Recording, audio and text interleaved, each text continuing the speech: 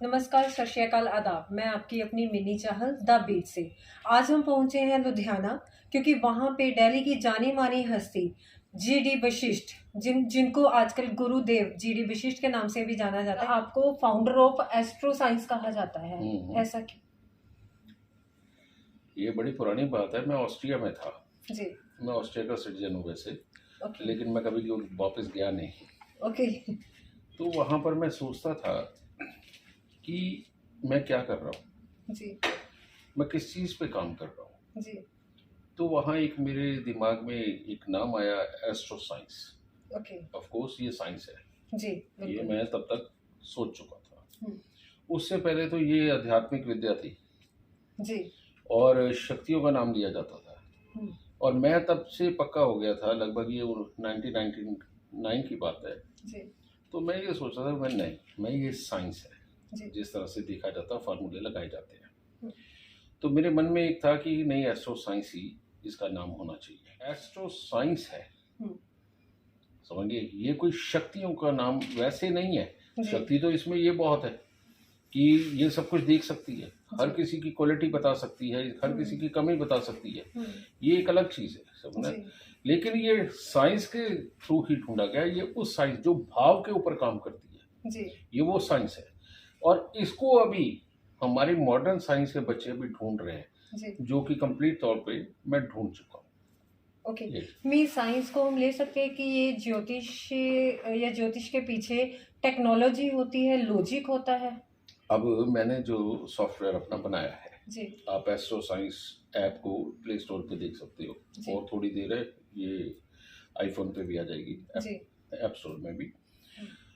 तो ये जो ऐप मैंने बनाई, जी। और जो मैंने अपना जीडीपी पैनल बनाया है, और अब जो मैं ये स्टूडेंट्स को पढ़ाने जा रहा हूँ, जो अभी तक मैंने 15 दिनों के अंदर 600 स्टूडेंट्स का एडमिशन हो चुका है। ओके। 15 दिनों के अंदर। जी। और ये मुझे पता है, ये कम से कम 50,000 एडमिशन तक जाएगा, नाइस। क्योंकि ऑलरेडी मेरे पास पहले रजिस्टर्ड स्टूडेंट जो है वो 68,000 प्लस है। जी। तो वो सारे आएंगे इसमें। ओके। ठीक है। तो ये उनके लिए जो मैंने टूल बनाया है सिखाने का ही, वो टूल की एक खासियत है कि आप जिस मर्जी ग्रह को जिस मर्जी घर में जिस मर्जी राशि में सेट करके उसके फल देखो। पॉसिबल है। हाँ, मैंने कर दिया ना। और ओके। ये तो मैं 5 साल पहले का करके बैठा हुआ हूँ। ओके। फिर अगर तुम्हें अपने आप ही कुछ खास योग आपके दिमाग में आता है कि अगर ये ग्रह यहाँ हो और ये ग्रह यहाँ हो, तब क्या फल आएगा। Okay, practical. हाँ, तो वो अपने आप वो ड्रैग एंड ड्रॉप के साथ उसके अंदर डालेंगे, उधर वो डालेंगे, जनरेट करेंगे, उनको वो फल नजर आएगा। ओके। समझे? मींस प्रैक्टिकल अब एक्सपेरिमेंट्स भी है साथ में। ऐसे में अगर 1 लाख साल बाद जो ग्रह आने वाले हैं, जी। अगर वो कैलकुलेट वो कर लेते हैं, तो वो उस ड्रैग एंड ड्रॉप से वो उस जगह पर बैठा करके उसके फल को जान सकते हैं कि अब गुरुदेव वशिष्ठ की कुंडली के अंदर क्या आएगा। Okay, nice. समझे? जी। अब राम भगवान की कुंडली है। जी। राम भगवान की कुंडली ड्रैग एंड ड्रॉप करके जब हम उसमें हम डालते हैं, तो हमें पूरा चरित्र राम भगवान का नजर आता है। श्री कृष्ण जी का डाला हमने। जी। चलो, हम इतने बैक तो नहीं लेके जा सके, क्योंकि नासा की सपोर्ट हमें नहीं है। लेकिन ये ड्रैग एंड ड्रॉप से हमने श्री कृष्ण जी की भी निकाल के देखी, तो बस हूबहू निकल के आ रही है। ठीक है। और ये वाला जो टूल है, आधी रात को मान लो तुम पढ़ रही हो, मेरे स्टूडेंट हो, तुम्हारे दिमाग में आया, अरे फलाने कॉम्बिनेशन से क्या होगा, तुम अभी नए स्टूडेंट हो, नहीं जान पाओगे। बस ड्रैग एंड ड्रॉप से बैठाओ, जनरेट दबाओ, सामने तुम्हें रिजल्ट सामने आएगा। तो ऐसे जैसे आपने बताया कि ग्रह को एक घर से दूसरे घर में है ना करके एक्सपेरिमेंट हो सकता है, क्या इससे किसी का फ्यूचर चेंज हो सकता है? मैं तो बेटा रोज करता हूँ। हो सकता है मीन्स? मैं तो रोज करता हूँ। ओके। ठीक है जी। देख, पुरानी बातों में अगर हम जाएं, जी। ठीक है, जब डॉक्टर आए थे नए नए हिंदुस्तान में भी, लोगों ने एक्सेप्ट नहीं किया। जी। ठीक है, वैद थे। जी। आज वैद के पास कोई नहीं जाता, डॉक्टर को एक्सेप्ट कर बैठे। बिल्कुल। ठीक है। तो अब मेरे घर पे एक नौकर काम करता है। जी। आज से 7-8 साल पहले जब मैं नए घर में गया अपने पेंट हाउस में, तो उसने ऊपर जहाज देखा, कहता ये उड़ने वाली चील। अच्छा। उसके लिए वो उड़ने वाली चील है। उसके बाद उसे 10 बार मैं हवाई जहाजों में भी लेके गया, फैमिली टूर करती थी उनके साथ जाते थे। तो उसने फिर ये नहीं कहा चील पे बैठ के जा रहे हो? ये चीज, तो इस तरह की बात बेटा। जी।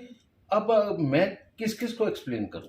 हाँ, ये अब चीज मैं तो है, यही बिल्कुल। कह सकता हूँ कि भाई आपको आओ आजमा करके आजमा देख के लो। देखो, बिल्कुल, ये ठीक है, चीज कुछ है। नहीं करना, एस्ट्रो साइंस ऐप खोलो, हम्म। प्ले स्टोर पे खुलेगी अभी, जी। अपनी date of birth, time, birth place डालो। जी। ठीक है, और वो डालने के बाद हम्म। आप प्रेडिक्शन जनरेट करो फ्री वाली, ओके। पढ़ के देखो। जी। अगर आपको लगता है कि हूबहू आपकी है, हम्म। तो आपको मेरे पास आना ही पड़ेगा, जी, उस ये ऐप में तो जाना है, ही जाना पड़ेगा, पड़ेगा। और वहां पैसे पे करने ही पड़ेंगे। जी, बिल्कुल। क्योंकि और कुछ ये चारा तो नहीं है, है। ये ठीक तो है, और सिर्फ इतना ही नहीं, किस प्रोफेशन में जाएगा, किस जी। में कामयाबी मिलेगी, कौन सी दशा के अंदर ये डूबा रहेगा, हम्म। कौन सी दशा से उठना शुरू होगा, जी। कब किस रिश्तेदार के साथ कुछ बुरा हो सकता है, जी। कब बच्चा पैदा होगा, कब शादी होगी, डेट्स देता हूँ। ओके। कब नौकरी लगेगी, कब बिजनेस चलेगा, हम्म। डेट्स देता हूँ मैं। ओके। ठीक है, इस हद तक की बेटा चीज आपको सिर्फ एस्ट्रो साइंस ऐप में मिलेगी। और मैं एक बात तुम्हें और बता दूं, जी। जिनको तुम एस्ट्रोलॉजी की ऐप बोलती हो ना, बहुत सारे नाम ले दोगी, जी। रियलिटी में एक भी एस्ट्रोलॉजी की ऐप नहीं है। वो एग्रीगेटर है, वो सिर्फ लोगों को बुलाते हैं, किसी एस्ट्रोलॉजर से बात कराते हैं। हाँ जी। वो एस्ट्रोलॉजी की ऐप नहीं है। जी। पूरे वर्ल्ड में सिर्फ एक एस्ट्रोलॉजी की ऐप है, वो है एस्ट्रो साइंस। ओके। और जिसको बनाने में मुझे लगभग 15 साल का समय लगा। 42,000 लॉ लगा करके तुम्हारी कुंडली जनरेट होती है। 42,000। अब 42,000 लॉ के साथ में प्रेडिक्शनें कितनी जनरेट होंगी? होंगे बिल्कुल, लाखों में। बिल्कुल बिल्कुल। ठीक है, वो चीज, यानी कि तुम जिसकी भी कुंडली डालोगी उसकी पर्सनल लाइफ में जो चल रहा है वो बताएगा। और सबसे बड़ी हैरानी, अगली बार जब तुम मेरे पास मिलने आना या ये इंटरव्यू लेने आना, तो अपनी कुंडली पढ़ के आना। जी। जो तुमने अपनी बात अपनी माँ को भी नहीं ना बताई, वो तुम उसमें पढ़ोगी। समझ गए? ये इस हद तक है, और ये चैलेंज तो मैं सारी दुनिया को करता हूँ। बिल्कुल, जब नेक्स्ट टाइम आएंगे। वैसे तो मैं फ्रैंकली बोलूं कि मैं बिलीव नहीं करती इन चीज़ों में, मेरी कुंडली नहीं बनी हुई है, बट नेक्स्ट टाइम आऊंगी डेफिनेटली। बेटा तेरे जैसे हजारों हजार आए आज, वो मेरे को बदनाम करते होंगे। नहीं, ये नहीं कि बिल्कुल बिलीव नहीं करती, वो आ जाता है कि वास्तु के हिसाब से ये नहीं वो नहीं, फिर उस पर थोड़ा सा विश्वास भी कर लेते हैं। चलो, मेरा नेक्स्ट क्वेश्चन ये है कि आपको एक्सपर्टीज ऑफ लाल किताब कहा जाता है। लाल किताब क्या चीज़ है? बेटा मैं पहले एक्सपर्ट सिर्फ लाल किताब का था। ओके। और अब कोई ज्योतिष ऐसा नहीं है जिसका मैं एक्सपर्ट नहीं। ओके। और लाल किताब से मेरा करियर 14 साल की उम्र में शुरू हुआ। जी। ठीक है, और करते करते ये बात है 2015 की। जी। 10 जनवरी 2015 मैं न्यू ईयर मनाने गया हुआ था अपनी। मैं रिसर्च टीम को हमेशा साथ ले जाता हूँ जहाँ भी जाता हूँ। यहाँ पर भी हालांकि सम्मेलन ही है, तब भी टीम आई हुई है। जी। मेरे टीम में 15-20 लोग हर वक्त होते हैं जो मेरे साथ रिसर्च में होते हैं। तो तब हम अनंता रिसोर्ट पुष्कर राज्य में थे। ओके। तो न्यू ईयर नाइट इन बच्चों ने मनाई, और उसके बाद हम काम पे लग गए। तो वहाँ पर मेरी एक ऐसी रिसर्च सफल हुई जो केपी बेस्ड थी। जी। और उस दिन मैं खूब रोया भी। रात को 2-2:30 बजे का समय था। मेरी टीम ने आके चुप भी कराया, हौसला भी दिया, फिर नींद की गोलियां देकर सुलाया भी। तो उस दिन से हम इतने जोर शोर से लगे इसमें कि जुलाई 2015 को हमने पहले yes I can change launch किया। यस आई कैन चेंज के पीछे लॉजिक क्या था कि हाँ, हम अपनी तकदीर बदल सकते हैं। ओके। और ये नाम पहली बार दुनिया की नजर में आया। एक एस्ट्रोलॉजर ऐसे नाम नहीं रखता, बिल्कुल एक रिसर्चर रख सकता है। समझे ना? एक एस्ट्रोलॉजर ऐसे नाम का तो कोई सपना में नहीं ले सकता। बिल्कुल, उनको तो यही होता है जो किस्मत में है, जो कुंडली में है। उसकी इतनी धूम पड़ी जी, वो इतने घरों में गई, करोड़ों करोड़ घरों में। ओके। ठीक है, वहां से वो जो दौर शुरू हुआ, अब ये सोचने का, रोज लॉ को तोड़ना मरोड़ना, बाकी सारे ज्योतिषों को पढ़ना, ज्योतिष को पढ़ करके कौन सा किसके साथ फिक्स होता है, आज तक जीवन में यही चल रहा है। फिर भाग्य का ग्रह, किस्मत का ग्रह, और बहुत सारी थ्योरियां। आज ऐसी थ्योरी हैं कि ये जो मास्टर आप मेरे सामने भी देख रहे हैं, जी। इनको कुंडली पे नजर फेरने में 2-5 मिनट लगते होंगे, मैं 1.5 मिनट में पास्ट प्रेजेंट फ्यूचर बताता हूँ। ओके। ओके, और इतना ही नहीं, उसके उपाय भी बताता हूँ। ओके। हाँ, और हमारे लेखराज जी हैं जी। तो ग्वालियर में बैठे, सम्मेलन खत्म हुआ तो बहुत लोग रिक्वेस्ट कर रहे थे मैं आओ बेटा तुम्हारा भला करता हूँ। तो मेरा ख्याल 1 घंटे के अंदर मैंने ज्यादा नहीं तो 35 कुंडलियां देख ली। ओके। और 1.25-2 घंटे के अंदर कितनी होगी पता नहीं। तो पीछे से आए, मेरे कंधे पे हाथ रखा, कहते यार जेडी, कहते जब से तू बैठा है, कहता मैं चौथी कुंडली देखने की कोशिश कर रहा था, ध्यान तेरी तरफ से हट नहीं रहा था। कहते 65 कुंडलियां तूने दे दी, तूने तो ये प्रोडक्शन मशीन बना दी। इसलिए यूं ही तो नहीं गुरुदेव कहते, कुछ तो लॉजिक है ना। तो मेरा नेक्स्ट क्वेश्चन होगा कि जैसे हम कहते हैं कि जो तकदीर में लिखा है वो होता है ना, भाग्य में जो लिखा है वो होता है, फिर कुंडलियां मिलाई जाती हैं, ठीक है। उसके बाद में मैरिज की तारीख या फिर जन्म की तारीख, फिर ये तारीख क्यों निकाली जाती है जब कुंडलियां मिल गई मैरिज के लिए, या फिर भाग्य में जो लिखा है वो होना है। तेरा नाम क्या बेटा? मिन्नी बाला। मिन्नी बाला। चल आज तेरे चैनल से शुरुआत करते हैं जी। गुण मिलान सबसे बड़ा झूठ है। नहीं होता है। नहीं, मैक्सिमम विद्वान नहीं कर पाते। ओके। अगर 2-4 हैं पूरे हिंदुस्तान में तो बेटा उनके लिए मैं क्या कहूँ। जी। और जब गुण मिलान की बात आती है तो सबसे बड़ी मूर्खता माँ बाप करते हैं, पास के पंडित जी को, मंदिर के पंडित जी को जाके कहते गुण मिला दो। हाँ बिल्कुल। और वो पंडित जी कर्मकांडी हैं, वो एस्ट्रोलॉजर नहीं है। इतना बड़ा काम इतनी मूर्खता के साथ माँ बाप करने लगे हैं। सबसे पहले तो मूर्खता माँ बाप करते हैं जी, नंबर 1।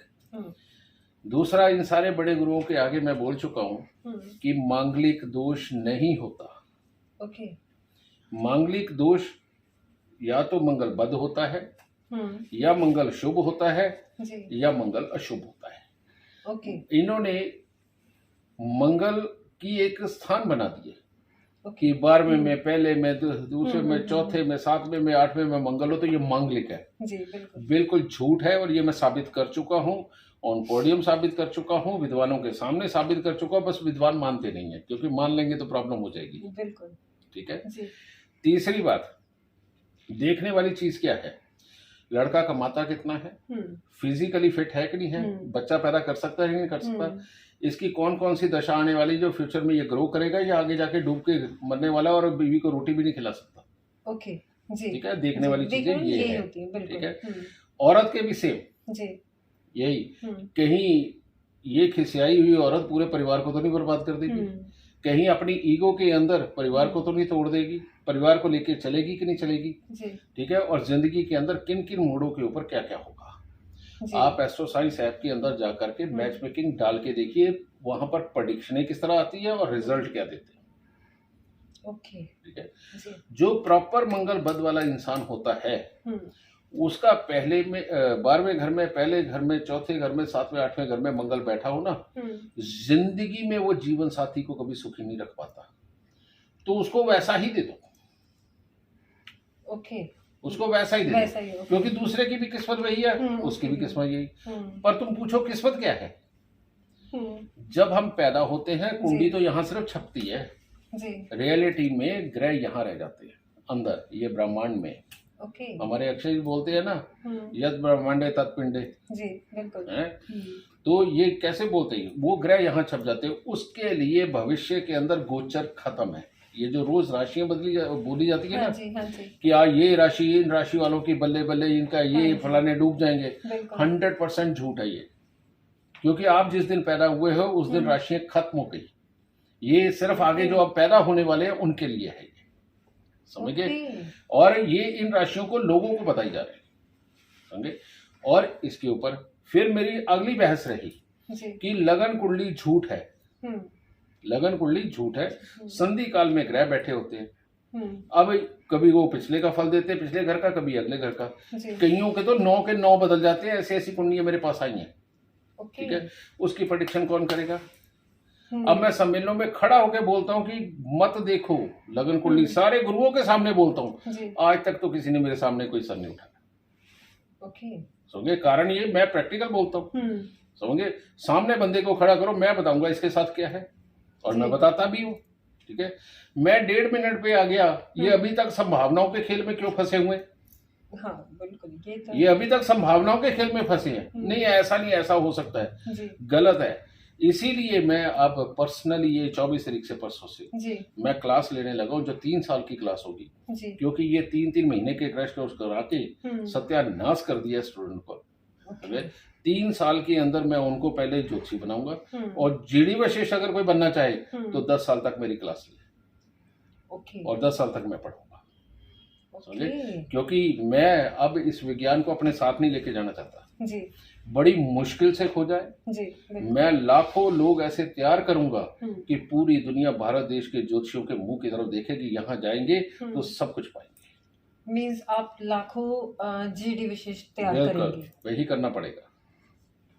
एक अकेला रह के मैं क्या करूंगा? हाँ, वो तो एक अकेले की आवाज मेरे साथ ही चले जाएंगे, जैसे हमारे पहले बुजुर्गों से गलती हुई है, मैं वो गलती नहीं करना चाहता।